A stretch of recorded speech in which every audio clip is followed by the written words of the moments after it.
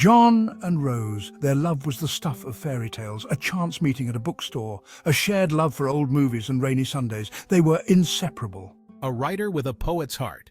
An artist who painted her emotions on canvas. They were two souls intertwined. Their love was a beacon of hope. They built a life together, brick by brick, dream by dream. Their laughter echoed in their cozy apartment. They were each other's muses, confidants, best friends. Their love was a safe haven, a shelter from the storms. John's phone buzzed. It was a sound he had been waiting for, a sound that could change everything. He glanced at the screen, his heart pounding in his chest. It was an email from his boss. The subject line read, "Congratulations, John." His fingers trembled as he opened it, anticipation building with every second. His heart skipped a beat. The words on the screen confirmed it. He had been promoted to senior manager. All those late nights and weekends had finally paid off. The promotion he had worked so hard for was finally his. He felt a surge of pride and accomplishment. This was the moment he had dreamed of for years. A wave of excitement washed over him. He could already see the changes this promotion would bring: more responsibilities, a bigger office, and a significant pay raise. He wanted to shout it from the rooftops. He wanted to call his family, his friends, and share the incredible news. But most of all, he wanted to tell Rose. But something held him back. He knew how much his success meant to her, but he also knew how absorbed she was in her own work. He looked at Rose, her head bent over a canvas, her brow furrowed in concentration. She was in her element, lost in the world of colours and creativity. He couldn't bring himself to disturb her, not yet. He knew how important her art was to her, and he didn't want to break her focus. He decided to wait for the right moment, a special occasion. He would surprise her. Maybe he could plan a special dinner or a weekend getaway to celebrate. Little did he know this decision would be the start of their unspoken troubles. The longer he waited, the more distant they became. The secret of his promotion began to weigh on him, creating a barrier between them. Days turned into weeks, and the right moment never seemed to come. Their conversations grew shorter, and the silence between them grew longer. The joy of his promotion was overshadowed by the growing tension. John often found himself staring at his phone, the congratulatory email still unread by Rose. He wondered if he had made the right choice by keeping it a secret. Rose, on the other hand, sensed something was off but couldn't put her finger on it. She immersed herself even more in her art, hoping to find solace in her work. The distance between them grew, and the unspoken troubles began to take a toll on their relationship. What started as a joyous occasion had turned into a silent struggle. John knew he had to find a way to bridge the gap, to bring back the closeness they once shared. But for now, the secret of his promotion remained just that, a secret. He hoped that one day he could share his success with Rose and that they could celebrate together, just as he had always imagined. Until then, he held on to the hope that their love would see them through this silent storm. Rose noticed the change. John, usually so present, seemed distant. He was preoccupied, lost in his thoughts. His laughter was less frequent, his smile strained. He was physically there, but emotionally miles away. She brushed it off initially. Everyone has their bad days, she thought. She gave him space, hoping he would open up when he was ready. She yearned for the day he would pull her close and confide in her. But that day didn't seem to arrive. John was consumed by his new role. The weight of responsibility pressed down on him. Late nights at the office became the norm. He was constantly on his phone, answering emails, taking calls. He was a man possessed. Rose felt the distance widening between them. The neglected dinners, the postponed movie nights, the unanswered texts. She felt a knot of frustration tightening in her chest. She craved his attention, his reassurance. She wanted to feel valued, loved. The tension finally snapped. It was a trivial matter, a misplaced book, a forgotten errand, but it escalated into a full-blown argument. Harsh words were exchanged, accusations flung like daggers. "You've changed," Rose cried, her voice thick with unshed tears. "You're never here anymore. You don't even see me." John, exhausted and overwhelmed, retorted, "I'm doing this for us, for our future." But his words rang hollow. The argument ended without resolution.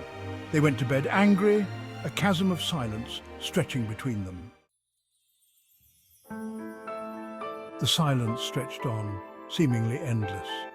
It was a heavy, suffocating silence that filled the room. They were like two ships passing in the night, their paths diverging further. The joy they once shared seemed like a distant, fading memory. Rose buried herself in her art, her emotions bleeding onto the canvas. John sought solace in his work, the promotion now feeling like a hollow victory. They were both miserable, trapped in a web of unspoken words and unaddressed emotions. Section 7. A Night of Disappointment. Rose's art exhibition finally arrived. It was her moment to shine. She had poured her heart and soul into her work. She yearned for John to see her, to appreciate her talent. This night was important to her. John promised to be there. He arrived late, his phone glued to his ear. He barely glanced at her paintings. He was physically present, but emotionally absent. Rose's heart sank. Disappointment washed over her in waves. Section 8. The Breaking Point. The dam finally broke. The emotions that had been building up for months, maybe even years, could no longer be contained. The tension in the room was palpable, a silent storm brewing between them. Rose confronted John, her voice trembling with a mixture of anger and hurt. She had reached her breaking point, the moment where everything she had been holding back came rushing out in a torrent of words and tears. Is this all I am to you? A footnote in your busy schedule? Do I even matter to you anymore? Or am I just another task on your never-ending to-do list? John, taken aback by her outburst, tried to explain. He had never seen her like this before, so raw and vulnerable. He wanted to reach out, to comfort her, but he was frozen in place, his mind racing to find the right words. But the words wouldn't come. He realized the magnitude of his neglect. He had been so absorbed in his work, in his ambitions, that he had lost sight of what truly mattered. The love of his life was standing before him, broken and hurt, and he had no idea how to fix it. He had been so caught up in his own world that he had forgotten about the woman he loved. The late nights at the office, the missed dinners, the broken promises, they all came crashing down on him in that moment. He felt a deep sense of guilt and regret, and You never even told me about the promotion. You kept it a secret like it was something to be ashamed of. Why, John? Why couldn't you share that with me? Rose whispered, her voice breaking. The pain in her eyes was unmistakable. She'd always been his biggest supporter, his confidant, and yet he had shut her out of one of the most important moments of his life. John's heart sank. He had been so focused on the surprise that he had forgotten the importance of sharing his life with her. He realized that in his quest for success, he had neglected the very foundation of their relationship, communication and trust. He knew he had to make amends, but he wasn't sure if it was already too late. He reached out, his hand trembling, hoping to bridge the gap that had formed between them. "Rose, I'm so sorry," he began, his voice filled with genuine remorse. "I never meant to hurt you. I was so caught up in my own world that I forgot to include you in it. Please give me a chance to make things right."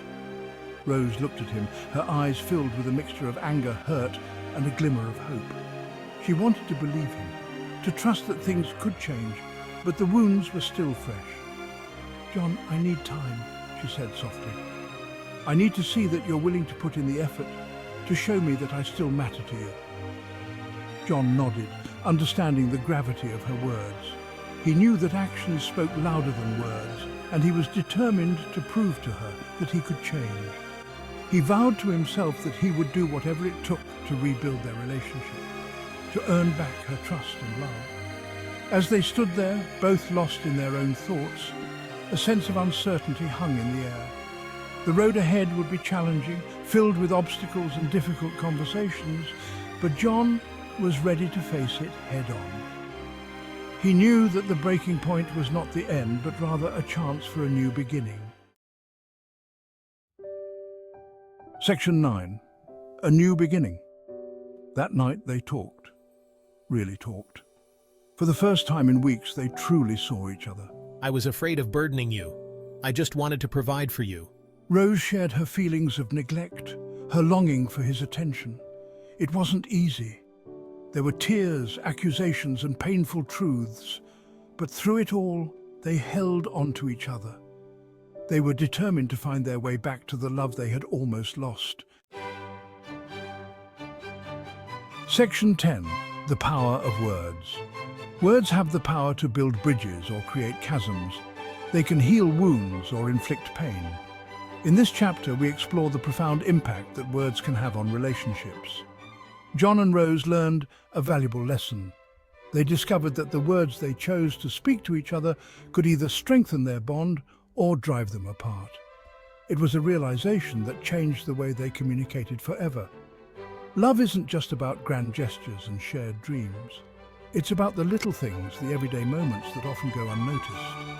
It's in the way you say good morning, the tone of your voice when you ask about their day, and the sincerity in your words when you say, I love you. It's about the everyday moments, the shared laughter, the whispered secrets, the comforting silences. These are the moments that build a strong foundation for a lasting relationship. They are the threads that weave the fabric of love. It's about speaking your truth, being honest and open with your partner, even when it's difficult. It's about expressing your feelings, your fears, and your dreams without fear of judgment. And listening with your heart, truly hearing what your partner is saying, not just with your ears, but with your heart. It's about understanding their perspective and showing empathy. We'll make communication the cornerstone of our relationship. We'll prioritize talking to each other, sharing our thoughts and feelings openly and honestly. We'll speak our minds with kindness, listen with empathy, and always strive to understand each other. We'll make a conscious effort to choose our words carefully, knowing that they have the power to uplift or hurt. And never let silence build walls between us again. We'll break the silence with meaningful conversations, ensuring that we stay connected and close. They knew that their love, like a delicate flower, needed constant nurturing. Just as a garden requires regular care and attention, so too does a relationship. They committed to tending to their love with the same dedication, and they were willing to put in the work. They understood that a strong relationship doesn't happen by accident. It takes effort, patience, and a willingness to grow together. By choosing their words carefully and communicating with love and respect, John and Rose built a relationship that could withstand any storm.